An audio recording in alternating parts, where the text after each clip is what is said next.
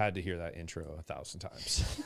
You have to get I'm over it. I feel like it's not cool anymore. Nope. I just block it out and try to think of other things. So, no, cool. Well, we are here with Julia Renee. It's so odd to me how high profile and well known you are now. Yeah, because I feel like it was just yesterday we were at TGI Fridays for my birthday. Yes. And it's crazy. It's like, how many years ago was that? I think that was my 27th birthday.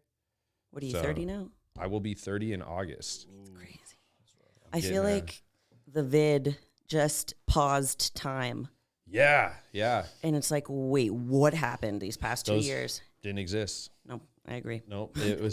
It's so bizarre. Well, and it's crazy to see, like, I feel like we all started at the same time, like as far as chasing our things. And it was just it's so crazy to me to see where we're all at. And then I think I told you last time, like the last like couple like dates or anything I'd been on, the 2 girls in a row were like, oh, you work out over at Big Techs or you're in this industry. Do you know who Julia Renee is? I'm like, why do people keep asking me this? Like, shut up. Yeah. And like my sister-in-law was like, she posted a picture of you. And I was like, I'm like friends with her, right? Like, I know her. And she's like, no way. And I was like, that's really cool. To me, it's bizarre because I'm like, this is just my friend. And then. And because you saw me before all of the bells and whistles, like both of us. The punk rocks. Which is nuts because you haven't even been competing that long, have you? No, I think my first show was in, I think October 29th, I want to say it was 2019 or I think it was 2019 or 2020. Pre-vid. Yeah, pre-vid. Yeah, I did that one, which was the Summer Shredding Classic, which is Alpha Elite's show that they do, which is not really like in a federation, but I wanted to do like a warm-up show, and I won the overall figure for that one, even though I wasn't a figure competitor. I didn't even train back like once that season. Yeah. I was training for wellness, but I wanted to just see if I can get the sponsorship. Yep. And I got the sponsorship, won first place, and then 2 weeks later competed in the Adela Garcia in wellness, and that's where I got the overall and haven't stopped since. And just I think that bulldozing through the competition. Yeah, which is a good thing, but also a bad thing because I realized this season that I've been going since like we met.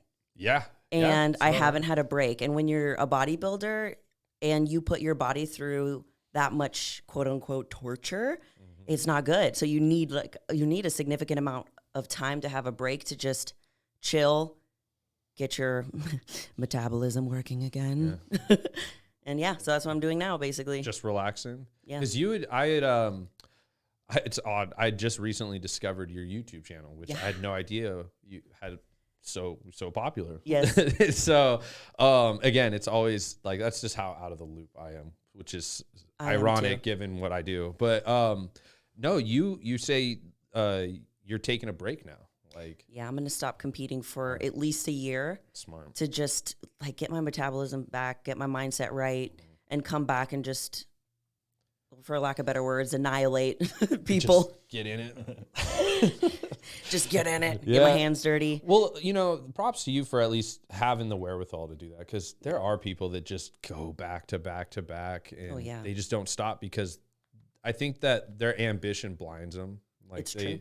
They just want to.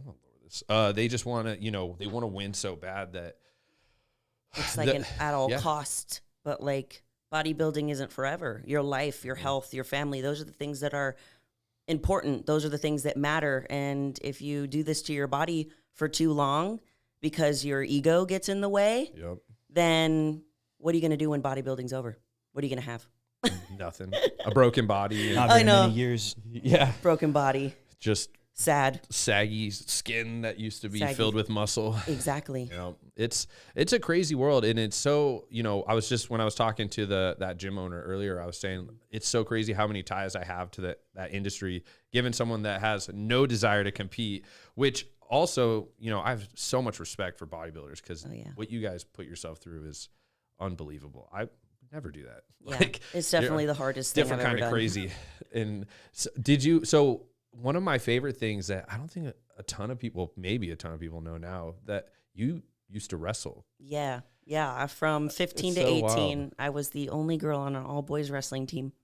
So it makes sense now, hindsight, that I am doing what I do now, because wrestling is actually super similar to bodybuilding in the way that you have to cut down in order to compete. You have to perform a certain way, not necessarily look a certain way, but I have been in this kind of restrictive style eating since I was 15, which created other problems that I'm now dealing with. But yeah, that was probably the coolest thing that I've ever done, and I wish that I can do it again for sure. I grew up wrestling. Yeah, I remember that. That's like one of the first things that I learned. Bonding. I was like, hey, you're wrestling? Cool. We're friends now. Yeah. Did we just become best friends? Yeah, it's what's that old saying? After wrestling, everything else in life is easy. Yeah. And oh my God, I forgot about that. Yep.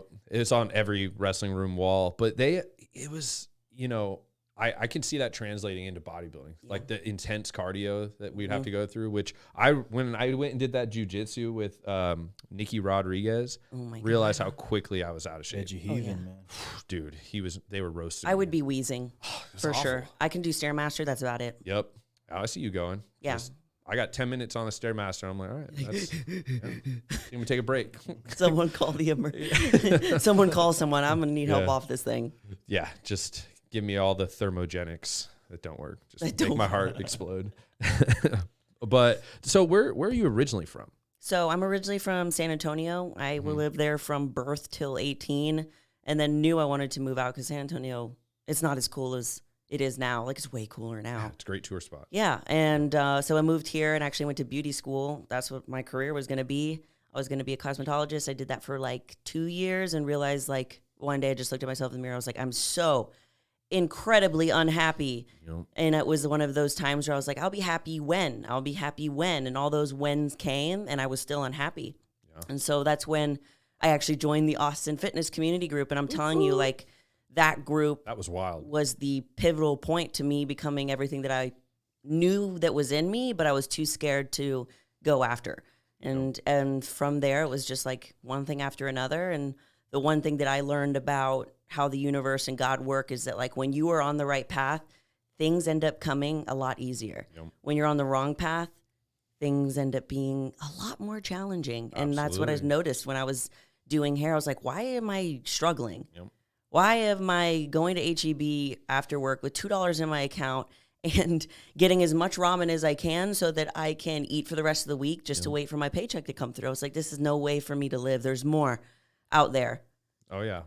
No, you nailed it on the head. And that whole group, that summer was wild. That was so much fun. It was crazy. And it was so, I guess, really, it's kind of cheesy, but the word is, it would probably be inspiring because there were so many of us and everyone was so hungry. And the craziest part was the support aspect. Everyone was like, okay, what do you need help with? Like, I got you. Things like that. And to see where all those people are now, I think a majority of them are all doing pretty well for themselves. Like, we got Ian. Your oh guy, my God, gosh. my videographer, best friend. Like, he's been with me from like the very beginning. He's like my shadow. And I met him in that group. I don't think I would have ever met him if I didn't get in that group. And also, getting in that group was the last thing that I would have thought I would do, because I'm very introverted.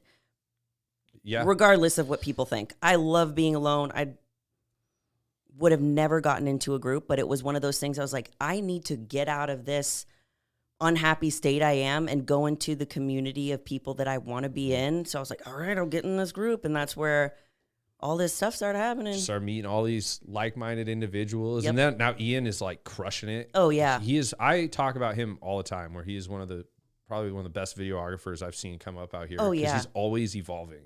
Like his videos are great. Oh yeah. He's literally like a freaking, everyone who watches my YouTube channel, whenever he does like my show day videos and stuff, they're like, that was like a movie. Yeah. I'm like, he's talented. His stuff is, I hit him up for a favor once. I was doing consulting work for a protein bar company. And I asked if he would make them like a little trailer, like a commercial. And he killed it. It looked like a Nike commercial. Oh, yeah. And I was like, this is a protein bar. He'll take like the smallest thing and make it into something huge. And most of the time I'm just like, hey, yo, you run with this.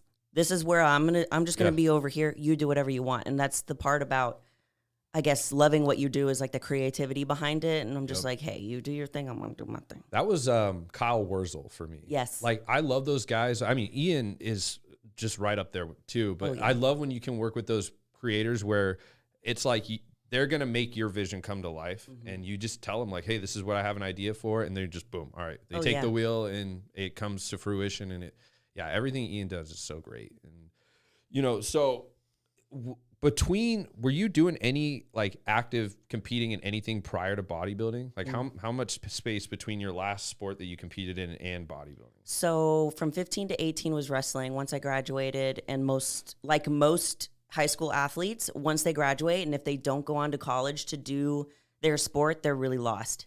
Because there's kind of like an identity crisis of I was a wrestler, I was a football player, I was a soccer player, and maybe you were like, I'm the star. And then you get out of school and it's like, hey, you're a little fish again and nothing matters. You're at the bottom of the pool.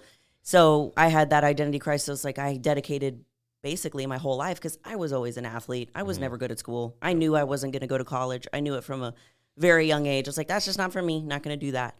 And I'm more creative and athletic, which is now what I do, content creator / bodybuilder. So then 15 to 18 was wrestling. I would say from 18 to 20, I did nothing. Yeah. And I was just living in self-pity. Like just doing basic workouts. No, I wasn't even working Not out. even going to the gym? No, nothing. I wasn't doing anything. I was driving to work, grabbing a Texas-sized Frappuccino from the Coffee Bean and 2 giant tacos, living off of that, coffee, barely any water. And then when you work in a salon, it's so high-paced that you don't even get breaks. Ugh. So if I did get a break, I would go to P. Terry's and get their burger, which is bomb as hell. Sounds great. And that was my life for a long time. And just one point where actually someone took a picture of me on the beach and I looked at myself, and it was not necessarily I was upset with how my body looked. I was more upset that I had let myself get to that point because I knew who I was inside and I was an athlete. So I didn't look at my body and be like, ew, gross, like your body looks bad. It was more so, I'm an athlete. This isn't who I am. I'm looking in the mirror and I didn't recognize myself. So I started doing like Pilates and like Legree and like little things to kind of inch my way towards it. And then one of my Pilates instructors was actually a bikini competitor and she was shredded as hell. And I said, that's what I want. That's the kind of muscle that I want. She's like, I'm going to be honest, you're not going to get it doing here. Today's episode is brought to you by ReGen Health and Wellness. The team at ReGen Health and Wellness is devoted to helping patients revitalize, repair, and renew the optimal blueprint of yourself. They provide an individualized and concierge model of healthcare, empowering patients to optimize their health span and overall quality of life. It's said no one can escape father time, but almost everyone can make the conscious decision and commit to living better and healthier lives. It begins with a mindset. They offer both in-clinic and telemedicine consultations. So whether you're due for a routine checkup or struggling to hit your health and fitness goals, go online or give them a call to schedule your appointment today. She's like, you got to get in the gym. So then I got into the gym. I had my first bodybuilding coach. I just got her bodybuilding coach and I was like, this is what I want to do. Get me there. And then that's the end of that. You just started training. I just started training and seeing results, of course, because you get those newbie gains and you're like, hell yeah. This is awesome. It's the best feeling.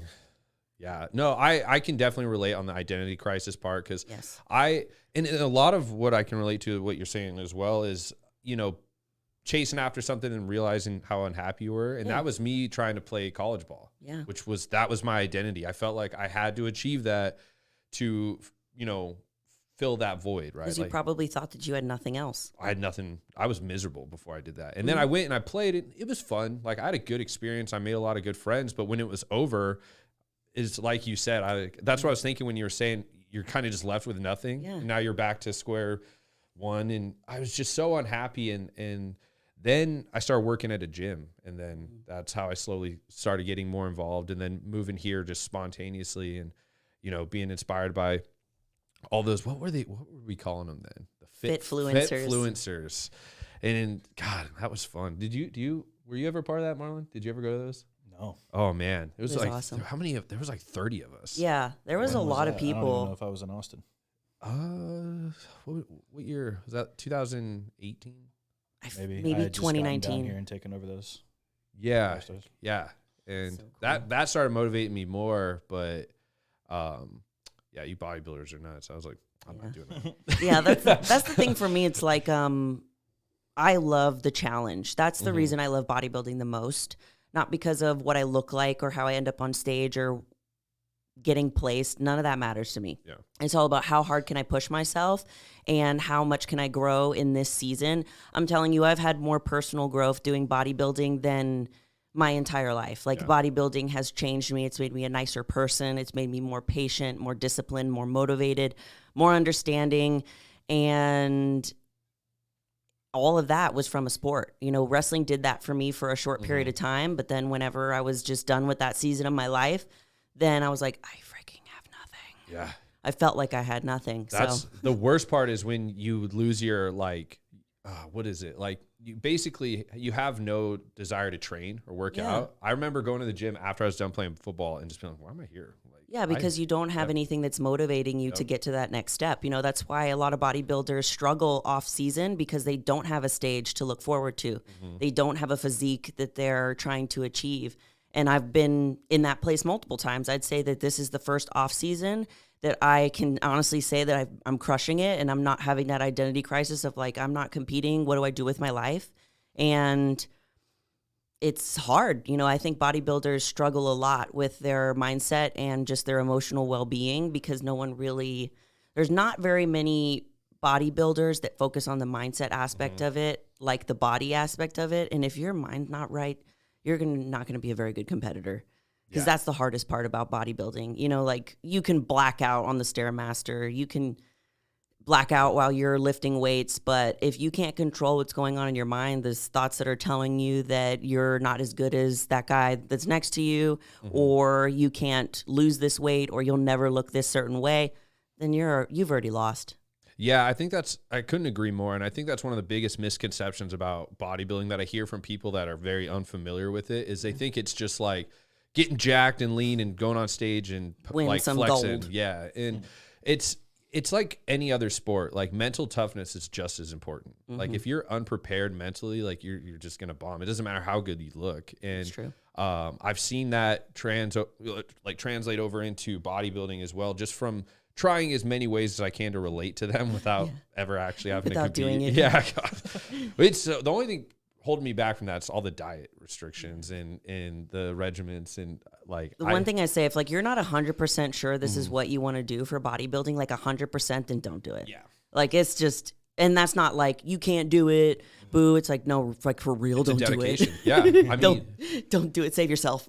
Well, even Marlon, weren't you going through that? Like you were giving it all and then you just were like, I don't think I can physically take this. Yeah. I mean, like I don't, it happened to me when I started coaching and I just like stopped, like took my own personal like foot off the pedal a little bit, you know, like why be getting unhealthy and, you know, I'm not in the spotlight. Like it's not my time to compete or anything. You have this like identity crisis, you know, and it's hard to watch the changes in your body. And this is especially like first time clients who see the stage for the first time.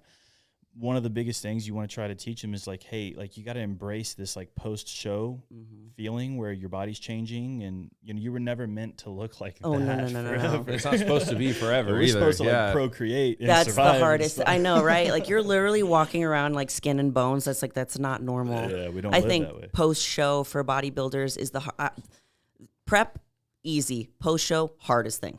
Yeah. Because you're dealing with eating more, gaining more body fat, seeing your body in a more sustainable and realistic way, which no matter how much you tell yourself, this is what's actually healthy, after you've seen your body look that way, you think that like, this is life. Oh, that's what you're supposed to look like? This is life. I mean, you get a little bit of love handles back and you're like, I must be off plan or something. I know, right? You're like, that's me right now. like I look so ugly and people, and I think that's the it's toxic hard. thing about the fitness industry that I'm really trying to push, you know, and change is, and I've talked about this 100 times, and Merlin's probably heard me talk about it a million times. Is I did that event. I did like an open gym at Lift ATX last year, just like a big open gym event. And as I was promoting it, it was someone messaged me and was like, you know, oh man, that looks like fun. I was like, yeah, it's gonna be like, you know, can't wait to see you out there. And they were like, oh, I'm not going. I don't think I would fit in. Like, I don't look like that. And I was like, wow. look like what? I was like like, what? yeah, I was like, that's not what this is, man. Like, and so that kind of inspired me to try to change that narrative that it's all thirst traps and this and that, and try to focus more on like accolades, accomplishments, like, you know, attaining goals, things like that. Cause like, I mean, I can enjoy any thirst trap like anyone else, but I don't think it should define the fitness industry. Yeah, exactly. But sadly, I think it kind of does. Yeah. It at a point, yeah, it absolutely does. And that's why people are fearful of getting into the gym. They're fearful of starting bodybuilding because they think that it is a certain way, because it kind of is a certain way.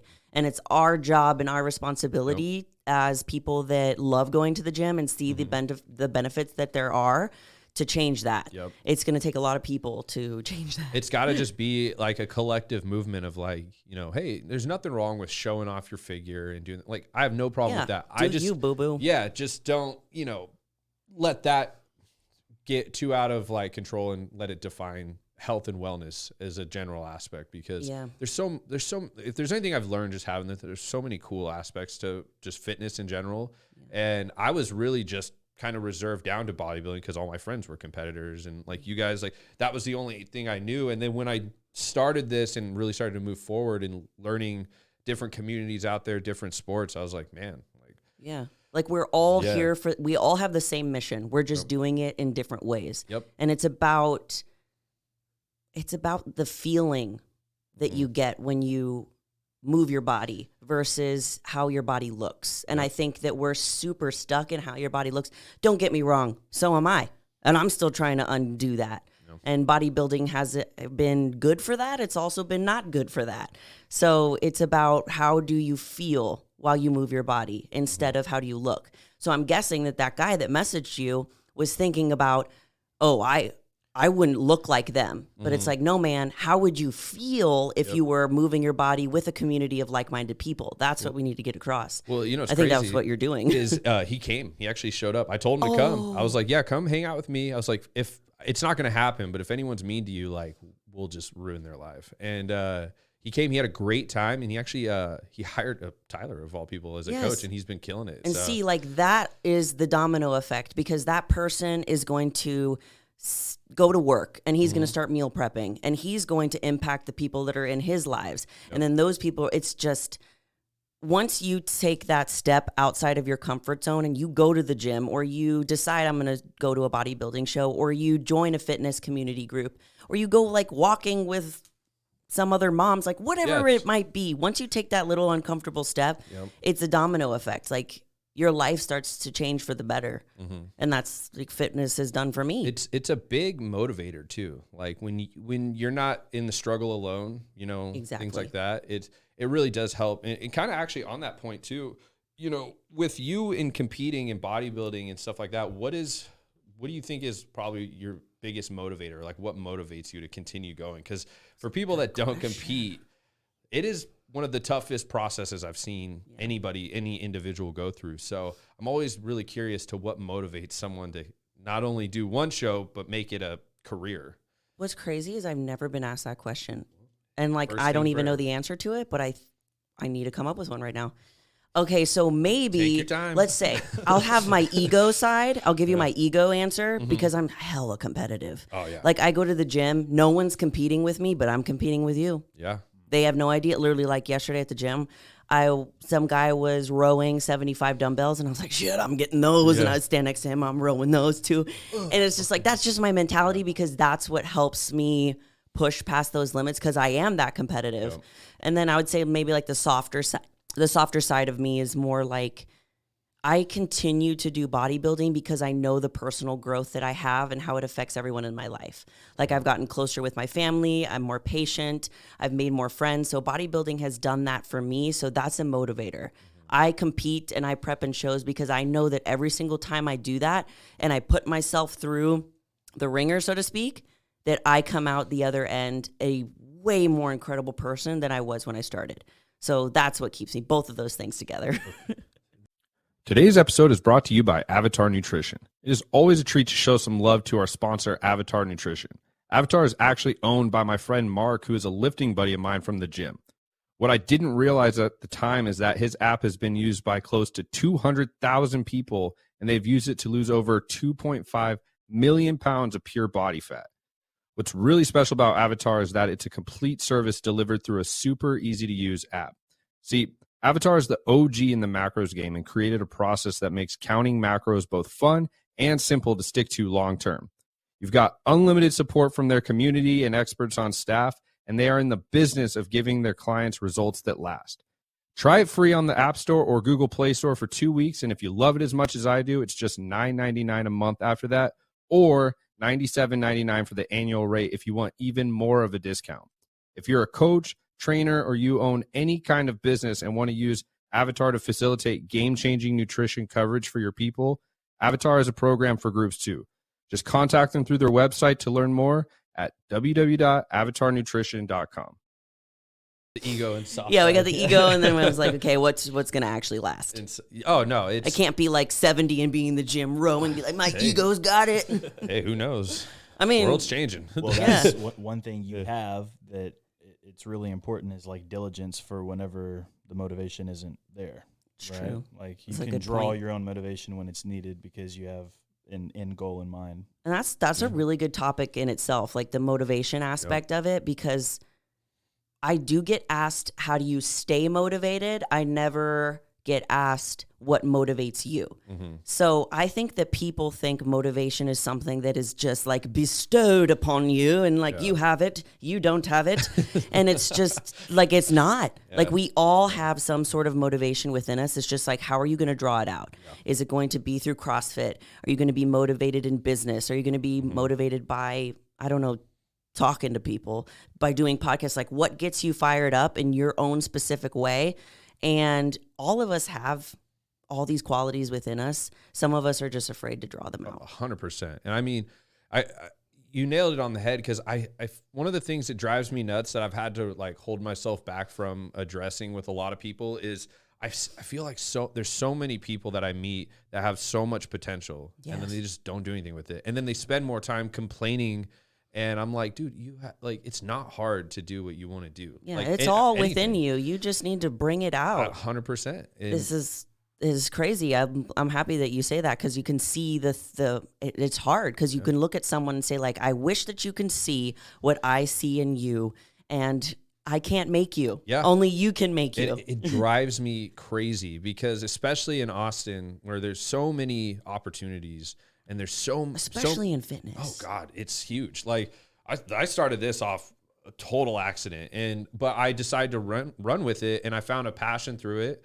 And I've been very fortunate to be surrounded by some of the best athletes in the world that just happen to live in Texas. And you know, like to give you guys like where this guy went. Yeah. He started from a literal just an Instagram group with people in it, to having a studio and interviewing some of the most incredible athletes in the world. Like that is the start, and here is the finish. But like all of the stuff that comes in between, you know? Yeah, that's the thing people don't want to do, is they don't want to fail. They don't want to put the work in. And I was watching a movie. I think it's kind of corny. It's called Little Miss Sunshine.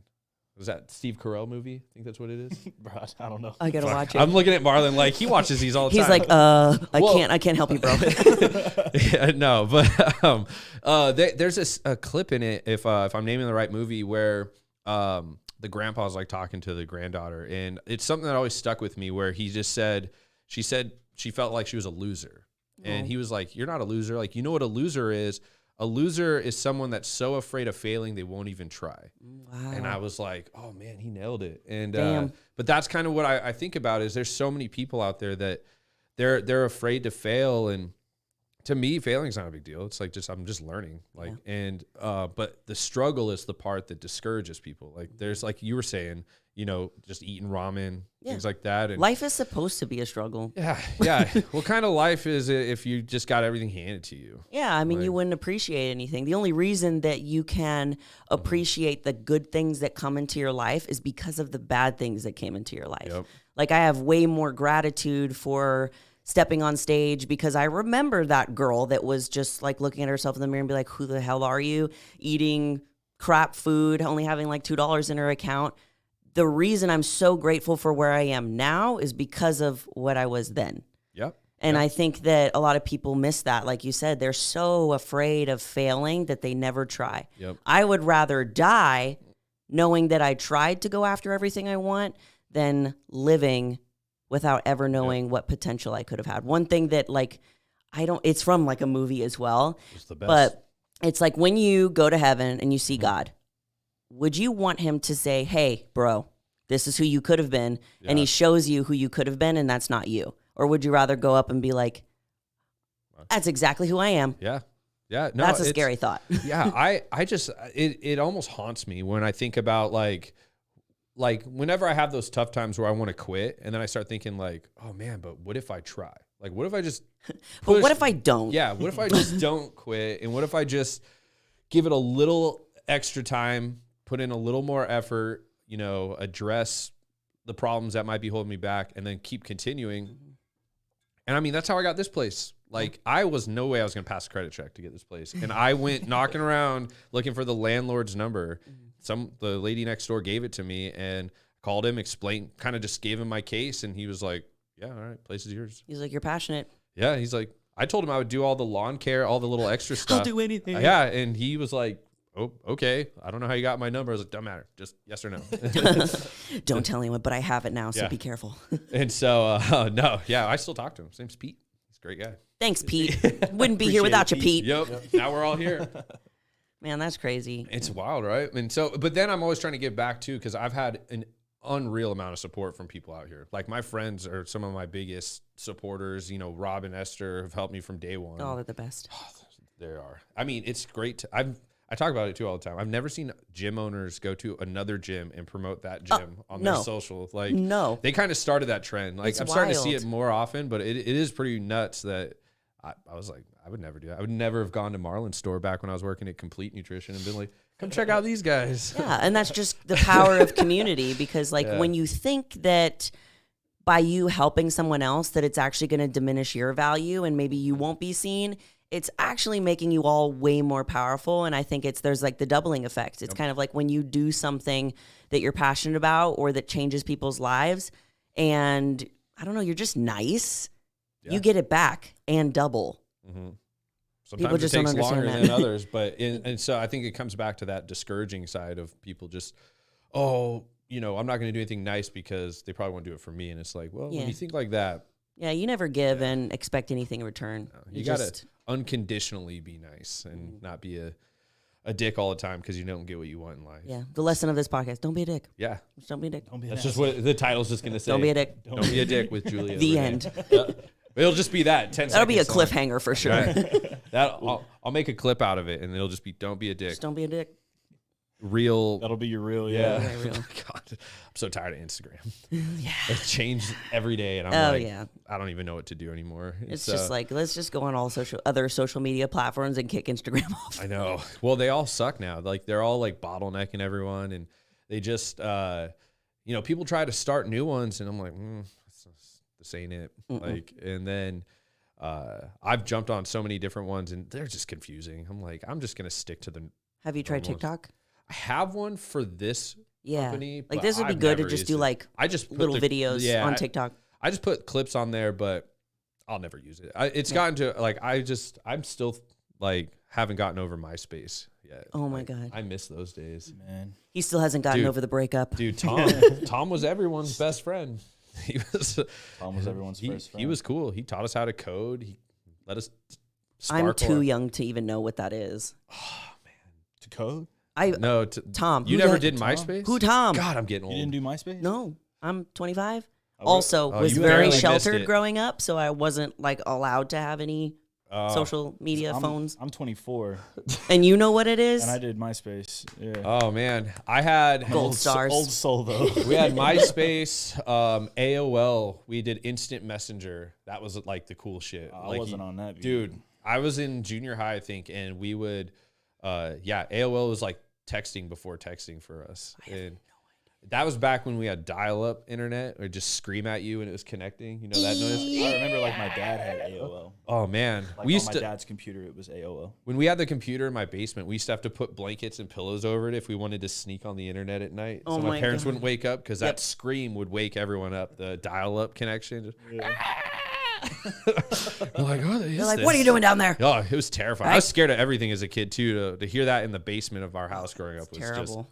just is extra fact that you had a basement is already scary enough. Yeah. They don't have basements here in Texas. Texas, yeah. You're from Idaho. So Yeah. Oh, yeah. Did you know that? I did. Yeah. It's wild. Potatoes. I think about Never seen them. yeah, they put all Never kinds seen of one, never potatoes eat one. in the basements. Yeah, our house was like, you walk in and then you either just go upstairs or downstairs. There was no like middle ground. So very strange. Yeah, it was built in like the 60s. I don't know. But so I could talk about that all day. Let's talk about Idaho. So, right? Let's not. So I know you're taking a break right now from competing, but like, what are some of like the long-term goals? For me, I want to go to the Olympia. You know, I want to qualify for Olympia. Next step is, I guess, littler steps. Win a pro show, qualify for Olympia, top 5 at Olympia, Miss Wellness Olympia. Boom. And then like other things that are not necessarily like bodybuilding wise is like, I want to be cast as a superhero in a movie. Fuck yeah. Like That'd for be dope. real. I can see you doing I'm going to that. start taking acting classes. Like I have time. I mean, I'm already like very animated as it is.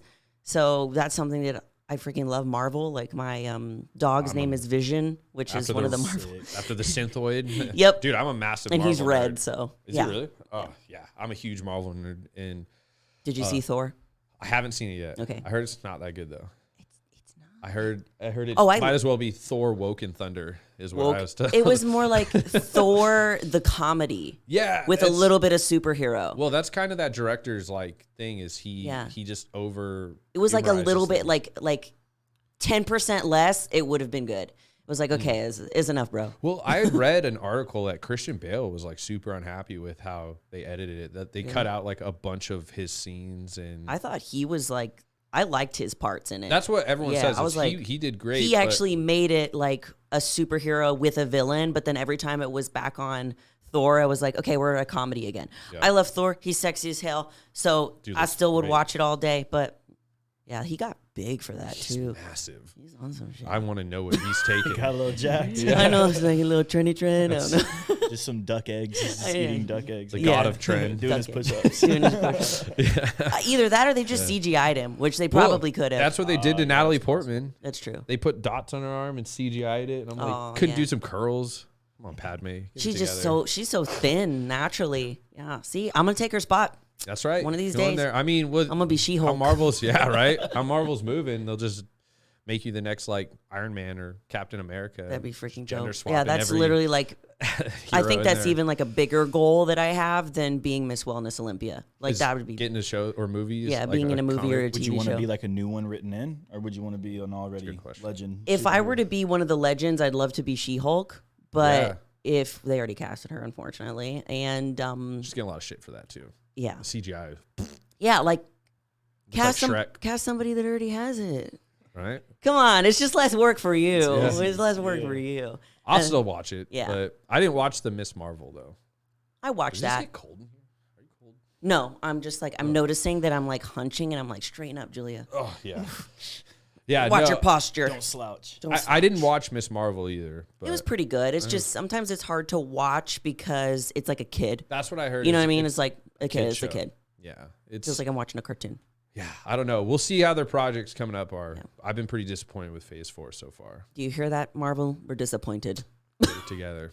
Because I was so pumped to see Doctor Strange and it was terrible. What? I freaking loved it. I thought it was did not. incredible. Not bad. It was I good. did not like it. Oh, I thought it was All right, incredible. to be fair, I had this asshole like 10-year-old sit next to me who would not shut up. Also, why is a 10-year-old watching? I don't know. Strange too. I don't It's know. not To me, I'm like- conceptualizing the multiverse. I was with my friend Emily and we went and we had like seats right up at the front, so I'm doing this the whole time. And then there's this dickhead next to me who would not stop messing around and talking. And when like I go to a movie, I paid for a cinematic adventure. Oh, yeah. not You sit to and you watch it. Yeah. So I kept looking at him and I was like, shut the fuck up. And like I'm looking around like, where are his parents? And who knows where they Who are. owns you? Yeah. And, oh man, I was getting so I didn't even really get to watch it. But then I did watch it at home and I was like, Like it's I still feel not like that the good. writing in a lot of these Marvel shows got so lazy because when like Yeah. you really think about the like all the movies building up into Infinity War and Endgame, like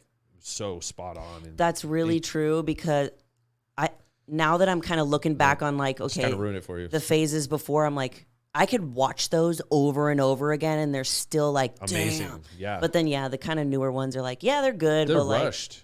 Very We're on rushed.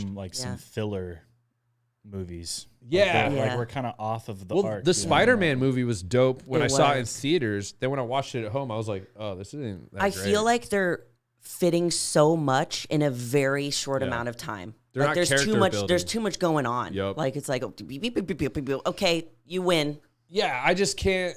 It's just, and it sucks because I'm like a massive Marvel nerd. Like Yeah. one of the best, probably the best movie experience I ever had was me and Parker. We went and saw the first Avengers movie in theater. Yeah. And it was crazy. Like, Endgame's still my fave. so Nothing good. beats Endgame. Did not disappoint. No. I was a huge fan of that. I love that we went to ended the up talking premiere. about Marvel. Yeah, people always think that like I have this to talk about fitness. I'm like, I talk about it all day, every Get day. our nerd shit. Yeah, I would. Yeah, I just no. It's honestly, it's like fit people watch comic book movies. Yeah. Like, Fit people are nerds too. yep. What did Big Tex do? They did that Comic-Con like They did. costume thing. Yeah. That was Everybody dope. cosplayed last Halloween too. Yeah, Are they going to do that again? Because I'm going to She-Hulk this year. you would kill it. That I would could be see sick. it. I'm going to do a sick photo shoot. I'm going to paint green. I was gonna say you're gonna get painted. Yeah, I think I'm gonna do like not my whole body green, but like green-ish. Yeah, that'd Yeah. be dope. What if you're like turning green? You know, Oh, like some of it's like ripping through. that's sick. We're coming Yeah. up with some. I'll good get like a ideas. half ripped shirt, Get like an extra small that you can just You tighten. can and like let Ian work his magic. flex out of. Oh. Yeah, I'm so excited for that. So Today's episode is brought to you by CBD Online Xpress. CBD Online Xpress is a fresh, up-and-coming CBD company that strives to offer the highest quality products at an affordable price to help you in your everyday life. They offer a variety of products such as tinctures, edibles, flour, and even their new recreational line, Oxed Up. They also have plans to introduce water and an energy drink later this year. Go to cbdonlineexpress.com and get your products today. so switching gears from Marvel and bodybuilding, like how did the YouTube thing develop? Did you just start wanting to vlog your journey and then it just took off? Like how did that all that come together? And like how long have you been doing that? I want to say almost 2 years. The first time I started was when I was prepping to get my pro card. So in my YouTube, I do series, and each series is like something that we're learning, something that I'm going through or working through. So my first YouTube series was the Road to Pro series, and that's where I got my pro card. And I had been wanting to do YouTube for a very long time. Like when I got into your group, but it was still like a year and a half later, and I still didn't have the courage to do it. But now, like, I could talk to anybody. I can do a podcast. I can talk to the camera, and it's like a piece of cake because I've had to practice so much. So I didn't even have like the courage. I remember setting up the camera and literally being What now? like, what do I say Yep. to the camera? I have a lot that I know that I know. I just don't know how to articulate it. Yeah. So I don't know. It took me such a long time to start, but I know that when I actually started was the right time because I was ready. Yeah. Sometimes you're like, you're wanting to push things so much, but honestly, sometimes you're not even ready to handle the thing that's coming to you. Yep. And I think that kind of goes back to what we were talking about before, like things that start coming into your life. Sometimes they miss you, quote unquote, because you're actually not ready to take it on. Yep. Like your mental well-being is just not there. Like I wasn't ready, but that's what I started with the Road to Pro series, and I got a lot of people to follow it very quickly, and they loved it. I just took them through everything. 50,000 subscribers or something nuts Yeah. like that. Yeah. God. The next goal, I always have like numbers goals for like follower count. The next is like obviously like 100K so I can get the little plaque. But that's my ego talking. Oh yeah. Well, hey, that's a solid goal. I mean, that fits in that realm of that foundation of Yeah. YouTube and stuff. But no, it's cool. I started watching them yesterday, and I was like, this is definitely. And I love that you do that. Like you really do let everyone into your personal life, and because I feel like, especially in today's world, it's so fake. And I feel like everyone's gotten so accustomed to just bullshit and fake stuff. Like the one thing that, and this is kind of unrelated, but it pisses me off more than anything, is when I go to watch like a video on Facebook or something, just scrolling through shit, and it'll be like, watch till the end. And then nothing happens. Oh yeah. Did that ever happen to you? God, it makes me so mad. They're Yeah. like, this shit's crazy. Throw Watch. his phone. And then it's just like nothing, like it just ends and restarts. I'm like, what the fuck? I just waited. waited a whole minute to see something happen. Social media for you. And people just like accept it. And then, you know, kind of with like vlogging and rants, you know, the one thing that I like that you're doing is like, you're actually active. You're doing something. You're working towards goals, things that people can share.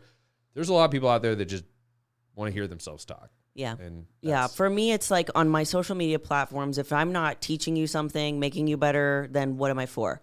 You know, like I don't think an influencer, I think the word influencer has gotten lost. Oh, yeah. Because the main word in that word is influence. And if you're not influencing someone to do something positive or to change the way that they think about themselves or to just go after something that they're scared to do, then what's your job? Yeah. You're not an influencer. You're just a model. Yeah. Well, it's one of the cringiest things I hate is, and it's really fun to do though, is ask someone that like when you meet someone, they go, "Oh, I'm an influencer." You're like, which is such a weird title to tell someone in public. But it's another when you ask like, "What do you influence? Like, what are you doing?" And then they don't really have an answer, and you're like, "Yeah, man." A better question would be, "How do you influence?" And they'd be like, "Start using that." Blank. Yeah. Yeah, like that's the motto for each thing that I do. That's why, you know, each series has a specific goal. And while I'm taking them, I take them through all the mental crap that I go through. Like, you know, body dysmorphia, gaining weight, how I'm feeling, how it felt to lose a show or how it felt to win a show, things like that, you know, teaching them along the way. And my next series, we did the Road to Olympia series. And obviously, like, that didn't happen. And that's okay. The thing about me is that I labeled the Road to Pro series no matter what, if I was going to get it or not. It doesn't matter because for me, that's how I set myself up for goals because I know it's going to happen. I know I'm going to go to the Olympia. It's just about when the universe will allow that to happen, when I'm ready to accept that. And now I can see I wasn't ready for that.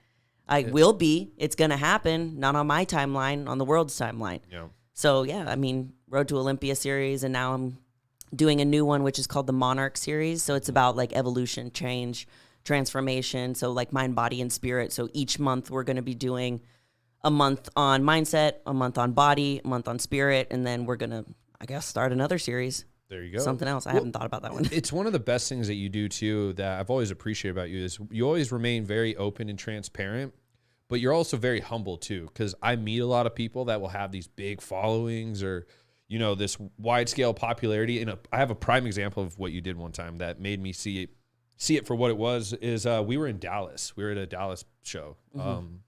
And someone came up and they were just happened to be walking past you and they said like, "Oh, I love your show, like your YouTube. I watch it all the time." And you like took the time to just sit there and make conversation. Like, and I remember you and me had just got done talking and you were like in a hurry, but then you didn't like, it wasn't as big a hurry. I remember. She was like waiting on the side and I was like, I can feel her. Yep. And I was talking to you. I was like, this person's been staring at you. Yeah. I was like, okay, one second. Give me a second. Yep. And then you just, you took the time, talked to them. We're like really friendly. And that's something that lacks nowadays. Like everyone is too fucking cool. Like they're too cool to talk to. Too cool. The thing is like, I ain't shit. Let's be real. I'm not shit. I'm just a regular ass human that does, I guess, a little bit of unordinary things. Yep. And that's what keeps me humble is because I remember being that person that didn't want to go to the gym. I was insecure. I didn't like who I saw in the mirror. I didn't know who I saw in the mirror. So the more that you can be attached to that person too, the more that you can be attached to where each person is individually in their life. And the fact that someone would come up to me, little old me, and have something nice to say and say that I inspired them or to send me a DM on Instagram, that's crazy. Never in my life would I have thought anyone would come up to me and say I inspired them to do XYZ. I inspired them to do a show, to stop binge eating, to go after that promotion. I never thought that I would be able to have that kind of impact. And that's why I take what I do really seriously. Because I know that what we do is we do touch people's lives. And if you realize that, then there's so much power in that. And it can't be taken for granted anymore. Yep. No, it is one of the, again, kind of comes back to what I was saying in the beginning. Like, it's so unreal to me is like meeting people from like Idaho or like just all over that know who some of my friends are. Yeah. And like they inspire them and like, you know, they watch their videos for motivation and stuff. And it's so bizarre to me because I'm just like, I see them every day. Like I see them at the gym. And so it is really cool to see how far we've all come and stuff, and It's crazy. and just how you have that impact on people, but how you always remain honest with stuff. Because God, I can't tell you how many times me and Marlon have talked about, like, there's so much, like, it's kind of a cringy term now, but there's like so much misinformation that gets out there, and people just jump on fads or they just do whatever, and it's like misinfluence, if that's even a word. I'm a misinfluencer. Yeah. Misinformation influencer. Yeah. It's true. Like it's very overwhelming. It was even overwhelming when I started trying to figure. I was vegan. I did keto. I was vegetarian. I was pescatarian because I thought that I needed to pick and label myself in order to be a fitness person. And now I'm just I eat whatever I want in moderation kind of thing. P-terries. Yeah, I eat P-terries if I want P-terries, and it's just like, it's just crazy. I was gonna say something else about misinformation, but It gets very can't remember. tribalistic too. It's true. Like people, they feel like they have to pick a group to stay on top of, and it's like you don't. Like you can literally just like one certain thing, and that doesn't have to define you. It's true. You don't need to be like a bodybuilder who eats like a bodybuilder diet, or like a CrossFitter that's vegan. Like you don't need to categorize yourself in order to do the thing. Just do the thing. Just do what makes you happy. And it's so funny. Like people think that I get this all the time when people ask me where I primarily work out at, and I'll be like, oh, I go to House of Gains, I go to Big Tex, I go down, and they're like, oh, those are bodybuilding gyms. I'm like, no, like a lot of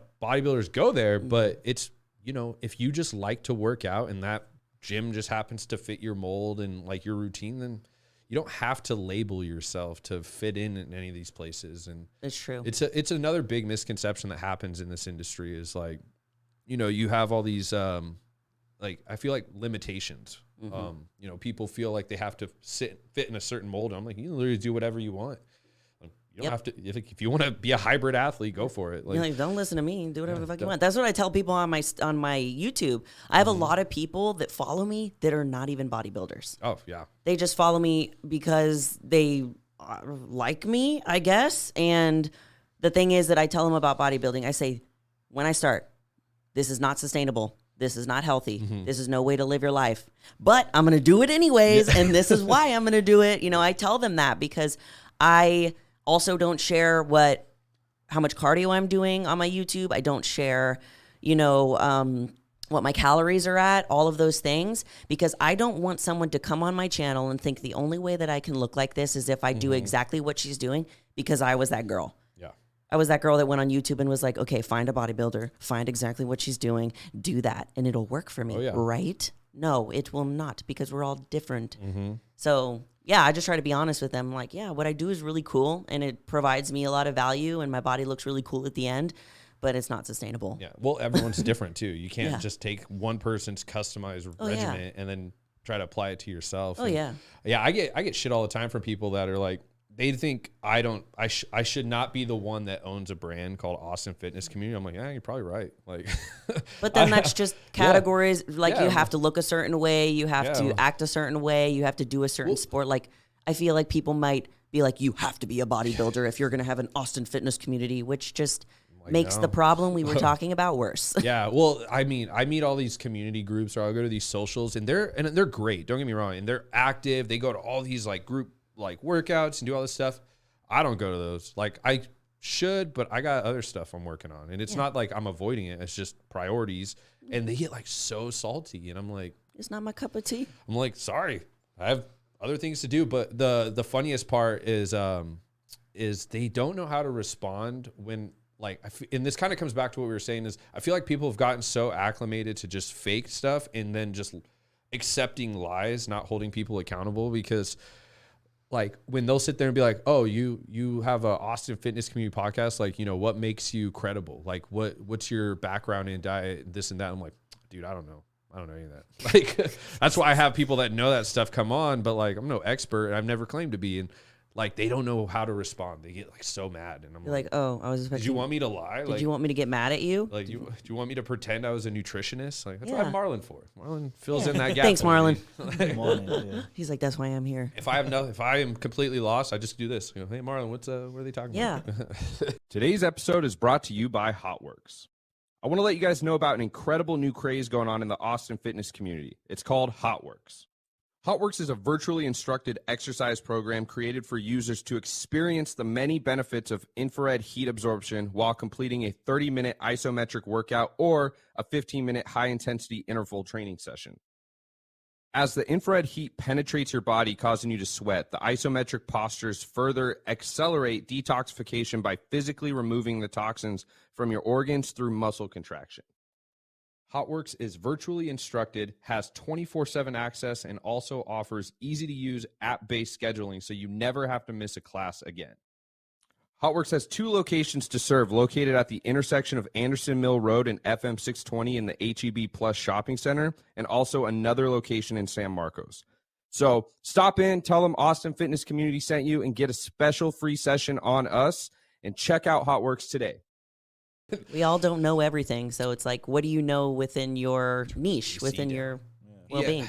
Yeah, it gets so exhausting after a while. But one of the things that I was really curious to ask you about, because I've been seeing it, but I've never actually had the chance to talk to you like this, where we sit down, is the Buff Babe Academy. Yeah. So what is Buff Babe Academy? So Buff Babe is my business. So it's like the coaching thing that I own. So I have thousands of women that are on the Buff Babe Academy program where they do, some can do just workouts, some can do diet and nutrition.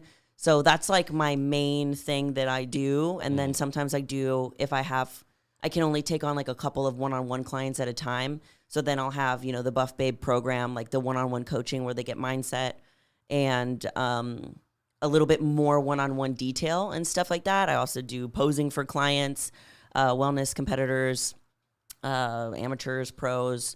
And then I also have a binge eating support group that I meet with. I met with them actually this morning. And so I have a bunch of like different little things that like I really love that I do during the week. And it's not just bodybuilding, but my life does revolve around the gym. I mean, it is a big part of your life. It is. So, but I mean, it's benefited you so much. Like, I would say that you're a prime example of how bodybuilding has positively impacted someone's life. It's allowed you to grow, obviously physically stronger, but mentally as well. Like, do you think you would have been able to achieve all this stuff that you have and currently working towards without the confidence that, No. the Fitfluencers gave you? Yeah, right. No, definitely not. I wouldn't have the confidence to do any of it. Yeah. No, I mean, it really does change people's lives. Like it's crazy to watch different competitors go through that, and then the way they come out, they're like different people. Exactly. They're mentally stronger. Yeah, because like saying you're going to do something and then doing it is the ultimate level of confidence. If you say you're going to go do cardio and you do the cardio, confidence boost. If you say you're going to go to the gym, you go to the gym, another confidence boost. I like to think of it as almost like gold stars, and you're getting gold stars. But what if you wake up and you hit snooze, you don't do cardio? Then what do you feel? You feel like, oh crap, I should have done it. And then it's a domino effect. Then you don't go to the gym. Then you don't eat right. And then your whole day feels like a wash. You're just starting off with a loss, and you just start. And then you start the next day with less confidence than you did the day before. But that carries over to business, and that carries over to all of your relationships, or it can if you let it. Facts. I mean, you'll learn how to deal with things properly, head on, and you'll learn how to commit to things. And I agree. And it's not just bodybuilding. It's like whatever way you want to move your body can provide this for you. You don't have to do what I do. You don't have to listen to anything I say.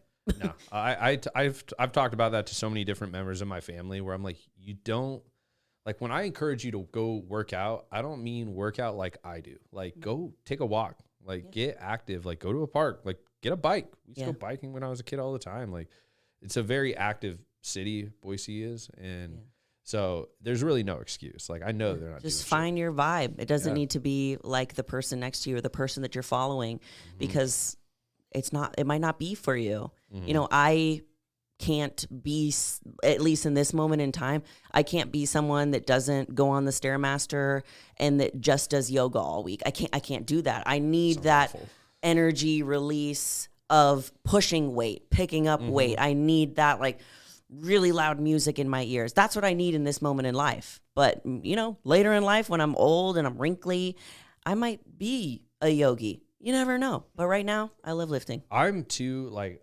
my mind goes nuts. I can't do yoga. I sit there and I'm like, I can't wait for this to be I do over. it once a week. And that's like my active rest day. I have to be active. So sitting there and then just being around other people. Like, what do I do? Yeah. What do I do with my hands? I want to do VR yoga. That sounds fun. Oh, that's cool. You heard about VR that? anything would be VR cool. anything's dope, but What do you look at? What's on the? I don't know. Maybe I a was teacher? watching a YouTube video and they like play these like crazy sounds and then you just like, I think you just follow an instructor or something, but I would do it. Like do I it wanna in get space one. or something like that. That would be dope. You would have to microdose. You'd have to be on a roll. Oh, that would be so scary. Get a little weird. That's a game changer too. I've noticed a lot of competitors have started microdosing Yeah. like, different psychedelics. Yeah. Interesting. It's like to help them with like just like the mental, like the prep week mental toughness stuff that they go through. I've never thought about that. I don't know anything about it. I've never had a prep week, or prep. I've in never general. I've never had a peak week. Yeah, peak and I week, don't yeah. plan to. No, but it's it's definitely something that I'm noticing a huge rise in it. Like everyone I meet now talks about it. Yeah, people are being a little bit more open, I would say, to it. Yeah, just don't be stupid. Like I took, I self-weighted out, which that was mistake number one. You know where I'm going with this, the funeral, and The funeral? I actually took too much and then went to a funeral. Oh, that's terrible. And I was freaking out. You start It was- questioning texting me, death I'm and the like, meaning of yeah, life. I was texting Marlon like, "Yo, Did you cry? Oh, I was bawling my eyes out. And but the thing too is like, it was a friend of ours, but his family has like this Japanese culture, so there's samurai masks and shit. Like I was just like, oh shit, like Terrified. I'm here, and it was an experience, but I'll never do that again. Lesson learned. Yeah, Never take shrooms and go to a funeral. Yeah. yeah. There's another clip for you. It was a terrible experience. But so with the Buff Babes thing, like what kind of inspired you to get behind that? Was that just something you wanted to take your life lessons and try to share it with people? Yeah, I mean, the name itself came from women can be buff and they can also be a babe. Because I think a lot of women are scared to get into lifting because they think they're going to start looking quote unquote masculine. They're going to put on a bunch of size super quick and then suddenly turn into a man or something like that, which honestly, I wish that was the case because putting on muscle is way harder than losing fat. And Nowadays so, you can. yeah, that's why I just put them together. Like you can be feminine and you can be strong and powerful and muscular in whichever way you can. And then I just combined it. What's the number one thing trainers hear when they talk to women about weightlifting?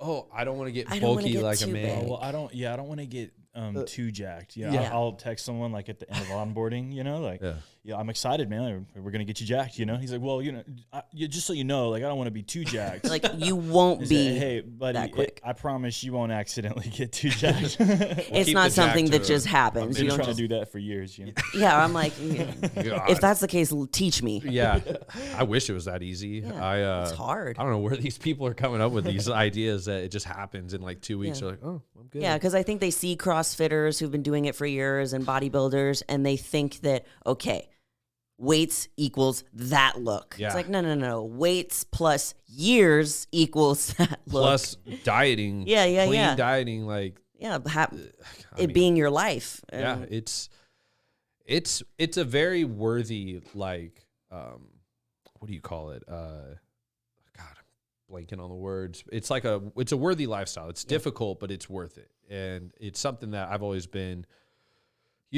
grateful that I'm able to be as active still. I actually feel a lot better now than I did when I was early 20s playing sports. Like I don't have the injuries and stuff. Like my body doesn't hurt all the time. It was awful. And so I think that was one thing that discouraged me from weightlifting was like being in pain all the time when I played because they didn't teach us how to properly lift. They were just like 500 pounds on the squat bar. Like, they're we're just maxing out lifting today. for And the I'm sport. like, all right. And you don't want to let your coaches down, but no, I work out purely to decompress stress and stay healthy now. Like I'm not, I want to eventually compete in something, whether it's something small like a 5 or 10K or like a mudder, just something one of those. Well, that'd be cool.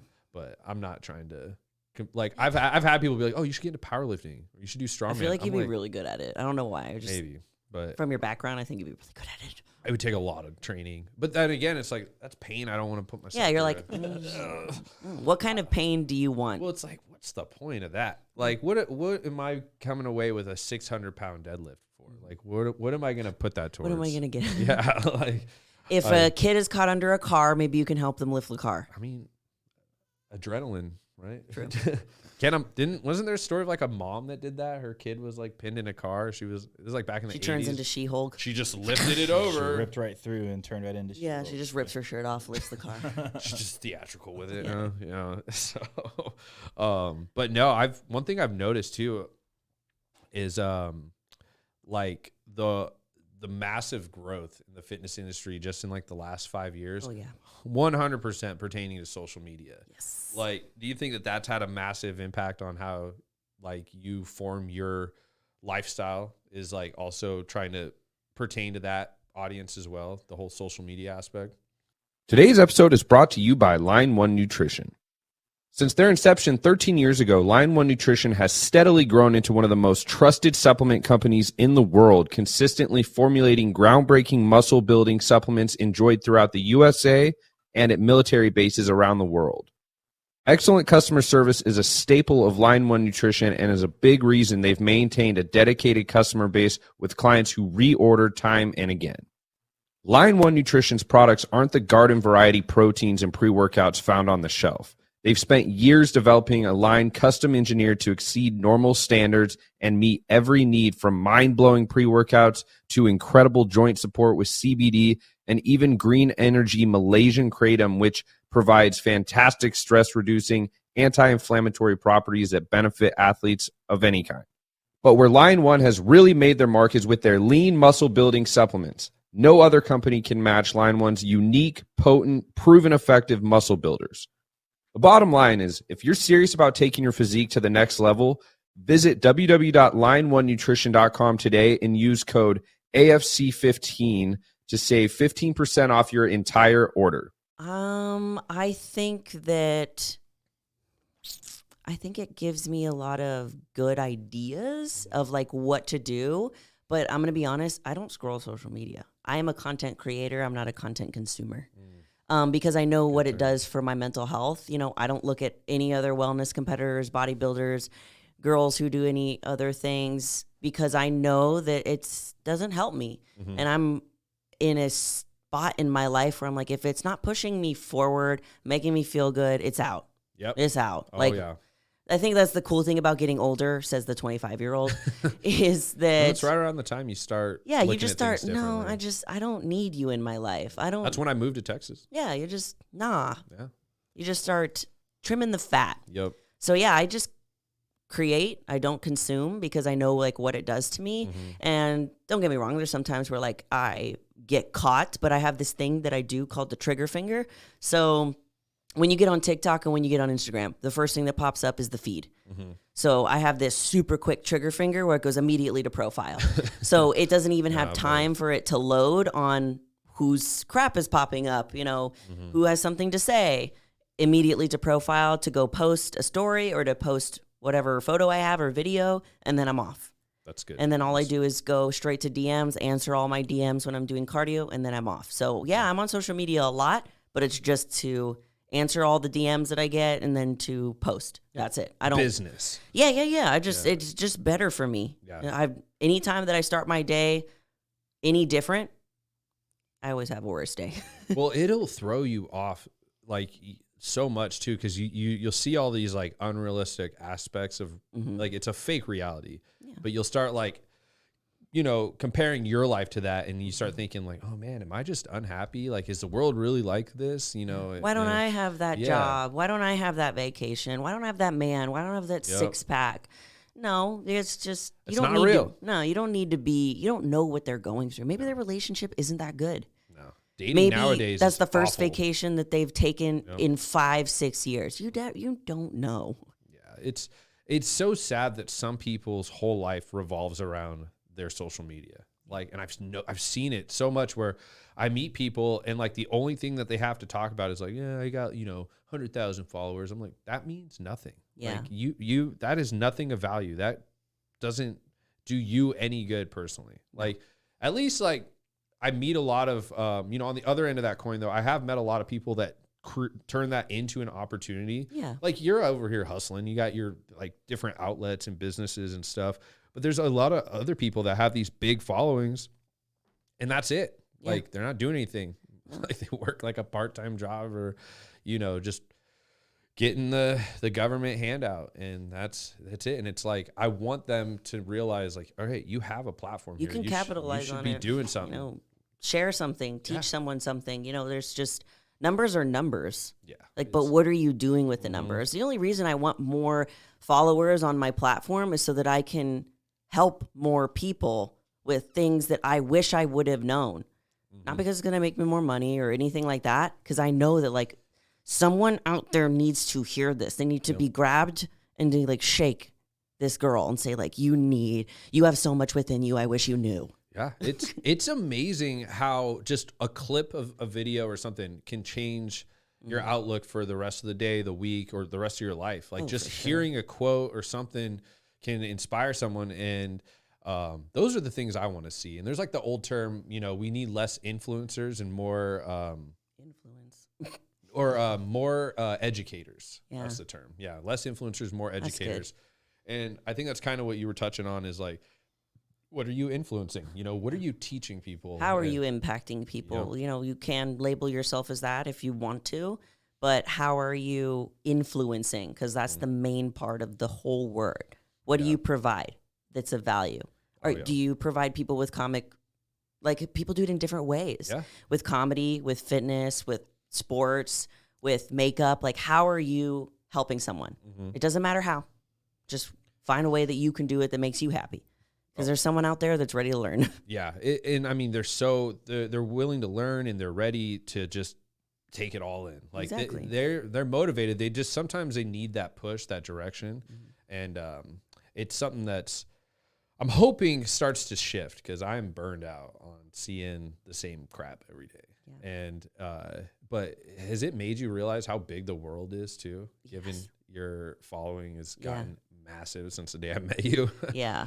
It's just, it puts everything in perspective. It's like, we're just a little tiny speck. Yeah. Like we're a little tiny speck on this world. There's so many, like there's people that have millions of followers and I have just, 200K and it's like, you're just a little speck. Even if you have 1 million followers, you're still a speck.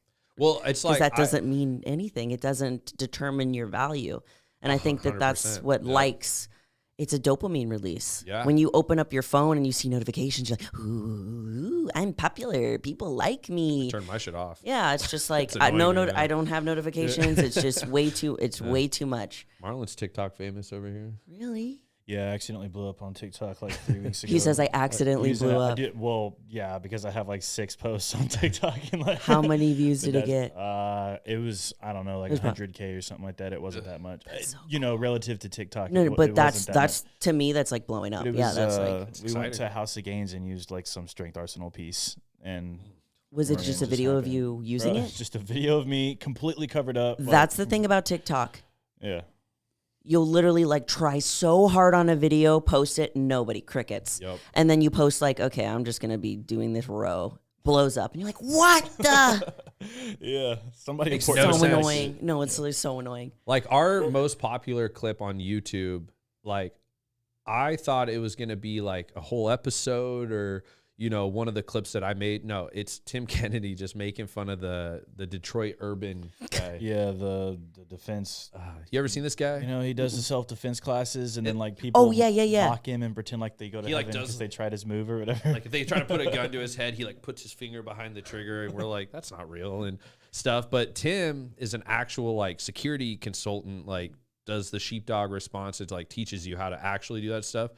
And we talked about that a little bit, and that went viral. Like it blew up on YouTube. It's crazy. And I'm like, because it's like unique and it's different and it's catchy. Like it's just. But the thing is, like we're weird. Humans are weird. We never know what's going to catch humans. Like I remember for me, one of the things that blew up that I was so shocked about was I literally showed, it was like 2-picture slide.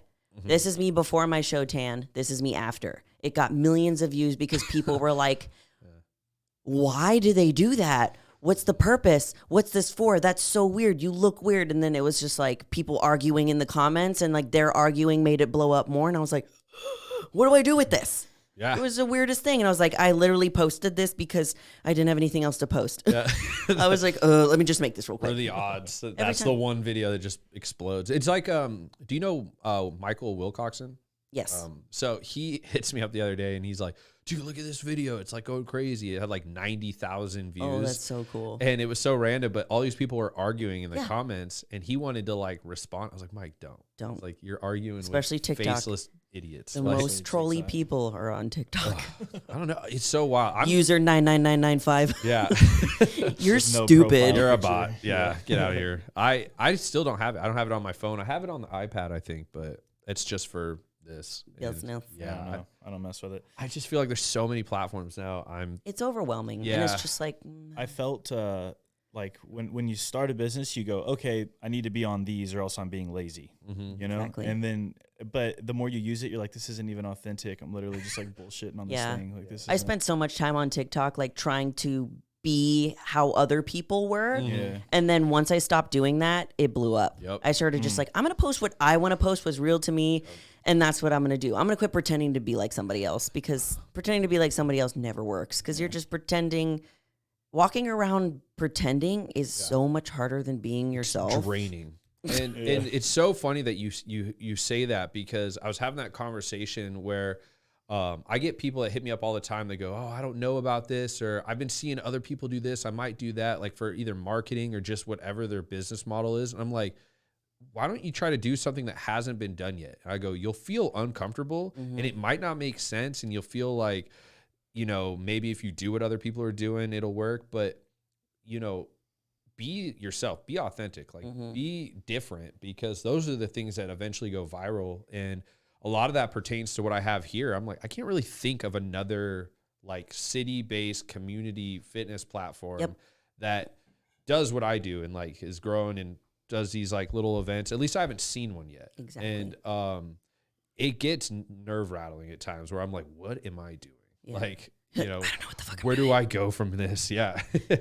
And but it's, you know, just rolling with it. Like, I have no idea. Yeah. And the question I get all the time, so what's your plans for this? What's your long-term plans? Like, what are you going to do, you know, 5 years from now? I'm like, dude, I don't even know what I'm doing next week. I don't even know what I had for breakfast. Yeah. I'm like, you're asking the wrong guy. Like, I just kind of come up with an idea, draft it, put some concepts together, and then I just wing it. And that's how it rolls. It's been working for you. It's working. Well, I got friends like you and all these other people that always show up when I need them and, you know, do some cool stuff. And, you know, kind of actually on that topic, what, I know your focus is on Olympia winning and all that, but do you have plans for like post-career plans? Post-bodybuilding? Yeah. Like, I would say that is more so when I would hope that more acting and stuff like that comes into play, because it's kind of hard to do like the bodybuilding thing and acting at the same time, because I think it takes so much of your time.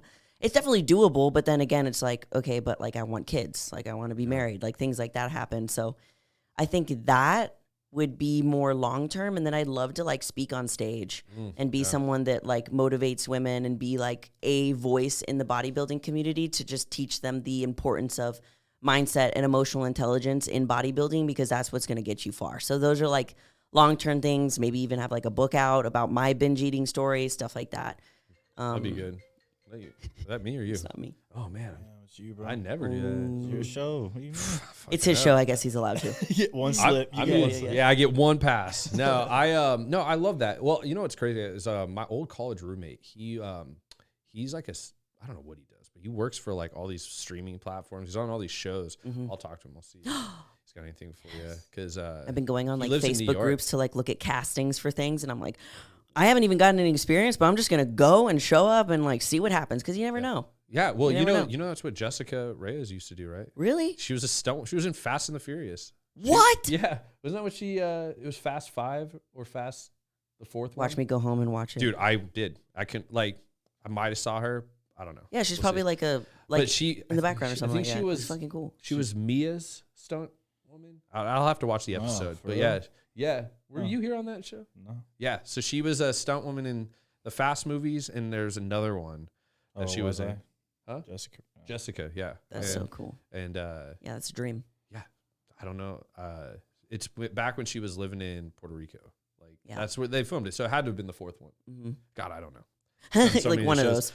It's one of those ones. So it's cool though. She made it on. Yeah. I mean, she's athletic as shit. Like, God, I did a shoulder day with her once, and I gave up. I was just like, I can't actually do anymore. She was just like, whatever.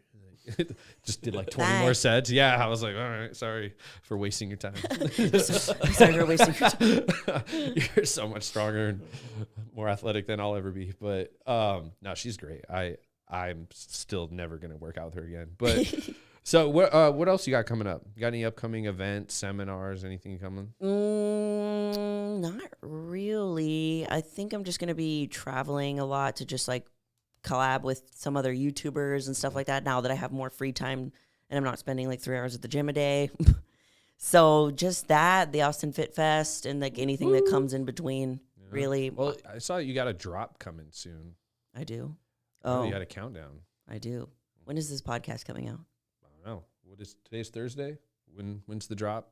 My drop is Wednesday of next week. Ooh, I mean, for the surprise. So I could say the surprise. Ours would be a little soon. Unless I usually can drop them, but this could be like a next day kind of thing. I'm saying I can put this on tomorrow, but because no one will know what it is until next Tuesday. You can just tell me after the show's over. Yeah, we'll discuss it off mic. Yeah, I'm pumped. Yeah, but no, I know the Fit Fest will be fun. Yeah, and you're gonna be doing all kinds of. That's gotten crazy. My brain is fried from managing all that crap. I've never done an expo before. So first time for everything. Well, I grew up going to, so I don't know if you knew this, bodybuilding.com actually started in Boise. Oh, wow. Yeah, the DeLuca, they actually went to my high school, the DeLuca brothers. What? Yeah, and so their headquarters is there. And every summer they did the bodybuilding.com expo. And it was like, we all loved going to it because we like getting all the free stuff and meeting all the famous people. And it was always really cool to see. And being out here, I never really saw any of that. You know, I would see like bodybuilding shows were always happening, or, you know, separate sports, powerlifting, strongman, but like I never saw like an actual expo. Yeah. And so I was like, you know what? I'm just going to do one. I was like, I have the platform. Like, I know all the people that can put these together. So yeah, we got a full on multi-sport fit expo, and going to try to make it a yearly thing. I want to do a winter fit fest too. But oh, that'd be cool. it takes this thing's taken me like 2 years, and working with Rob and Esther, just like they've helped me out so much. But awesome. We'll see. I got to get the train rolling. I got to make sure the first one doesn't suck. Before I start planning the second one. Oh yeah. Oh man. Random question. I was just thinking about this too. Are you, when you do the Stairmaster, are you a video person or are you an audio person? Like, I watch YouTube videos. If I am like on prep and it's just they're way too long, all of my DMs are answered, all of my comments are answered, because that's the main thing that I do. Every morning, that's the only time that I answer my DMs. You know, I'm very anal about things, so I time everything out like by the minute. So every morning when I'm on the Stairmaster, I'm answering all my requests, all my current DMs. Yes, I work. And then all my YouTube comments. Once those are done, like if there's extra time, then I'll go learn something like on YouTube, or I'll listen to a podcast, or if I'm really struggling, then that's when I whip out like the music and I'm like, come on, you got this. Yeah, right? Yeah, so there's a bunch of different things, but mainly it's my time to answer my DMs. See, I see people read books. I'm like, how? Like, how? Fall off that Stairmaster. Yeah, I already almost fall off it. Yeah, I Stairmaster and text all my DMs, but like the book, I'd be like, I can't see the words. I can barely stay on there just giving all my focus on the Stairmaster. I still almost fall. Yeah. No, I get shit for, I don't know why. It's so random. I will watch old 90s, like Mariah Carey live performances when I'm doing cardio. It's so random, but like I have it down now. As recently has been my routine is the MTV Unplugged concert. I'll watch that whole thing, and when it's over, I'm like, cool. Cardio's done. It's gonna be a good day. Yeah, it's gonna be a starts good it off hot. I feel great. That's amazing. I had a fat crush on her growing up. I had a fat crush. Had?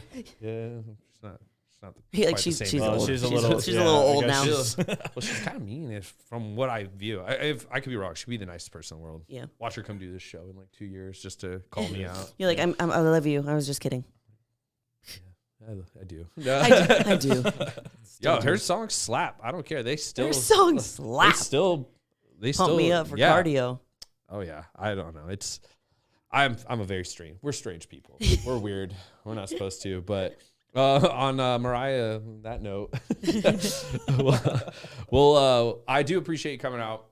Studio's yours if you ever want to use it for anything. It's been a pleasure. And we'll definitely run it back again some point in the future. And, Sweet. And we got the Fit Fest coming up. Fit Fest. And maybe we'll do a Just Your Average Joe show together. So that'd be kind of fun. Take him through a leg day or something. Ugh, God. So I started this show He's like, shut up. where I go train with pros in their sports. So that's what I did with Nikki Rod. That's so cool. I'm trying to, the whole intro of the show starts where I'm like, I grew up playing sports and then I had this period where I don't, but then being around all these pros that I am has given me the itch to compete in something, but I couldn't find what I wanted to do. So I said, why not try everything? That's so cool. So, the first pilot we did was with Nicky Rodriguez, who's like a jiu-jitsu world champion. They call him the black belt slayer because he had only been competing in jiu-jitsu for a couple of years and he was beating all these guys like left and right. Jeez. And now he lives here. And all the best jiu-jitsu guys live here now. And they're actually all going to be at the Fit Fest. And so I went and rolled with them and it was not fun. I got beat up pretty bad, but I haven't had time to do any episodes since then. Yeah. So, but I'm starting to schedule, but I know bodybuilding is going to be on there for sure. Yeah. We'll just knock out a gnarly leg day. Smashed him legs. Reunited. Fitfluencers unite. That would be really cool. I'll have Ian shoot it. Right? That'd be so fun. cool. That would be kind of fun. But on that note, we'll wrap it up. And Marlon,